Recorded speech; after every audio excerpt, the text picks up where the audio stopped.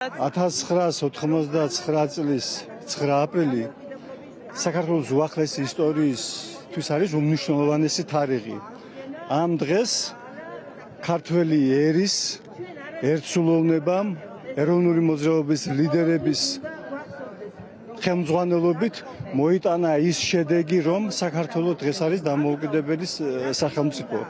აქ სწორად აღნიშნავენ ხოლმე, როდესაც 99 წლის 9 აპრილი და 91 წლის 9 აპრილი ერთმანეთისგან არ უნდა განვასხვაო თავისი მნიშვნელობით.